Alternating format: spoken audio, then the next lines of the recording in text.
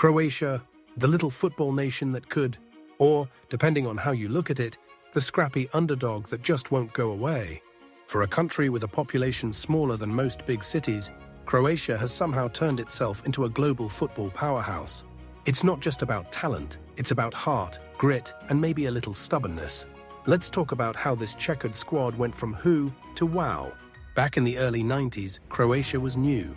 Like just got their own flag new. Their first major splash came in 1998. France hosted the World Cup, and Croatia showed up like that uninvited guest who takes over the party. Nobody expected much, but by the end they were standing on the podium with bronze medals. Davor Šuker bagged 6 goals and a golden shoe, which basically said, "Hey world, remember this name." And boy did we. That team wasn't just good. They were loud, brash, and unapologetic. They played like they had something to prove, which, let's be honest, they did. Fresh off declaring independence, they decided to make a statement, not just politically but on the pitch. By 1999, only a few years after becoming their own country, Croatia was ranked 3rd in the world by FIFA. They got there super fast, thanks to how well they played in the 1998 World Cup. It was one of the quickest climbs ever, showing just how good and determined they were. That's the kind of thing you double-check on Wikipedia, because it doesn't seem real. But Croatia doesn't care about what seems real.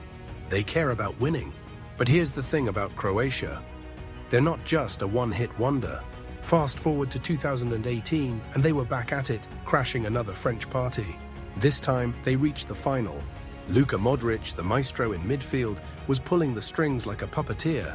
He even snagged the golden ball because, frankly, no one else came close. Sure, they lost to France again, but does that really matter when you've cemented yourself as one of the best teams on the planet? And if you thought that was a fluke, guess what? 2022 rolls around, and Croatia grabs another medal bronze this time. Modric, now a footballing grandpa at 37, was still out there making kids half his age look like amateurs. The team's secret weapon? Grit. They don't just play to win, they play to outlast. Extra time, penalty shootouts? That's where they thrive. It's like they're fueled by the collective anxiety of their fans. But let's not pretend it's all sunshine and rainbows. This team's been through its share of drama. Take the 2006 World Cup, a total mess. Or the Euros in 2008 and 2016, where they looked ready to take it all before tripping over their own egos. And don't even start on their off-field controversies. Croatian football has a knack for turning every victory lap into a soap opera. Still, you can't talk about Croatia without mentioning their players. Davor Šuker, the golden boy of '98. Mario Mandzukic, the workhorse forward who never stopped running. Ivan Perisic, who's basically a cheat code in tournaments.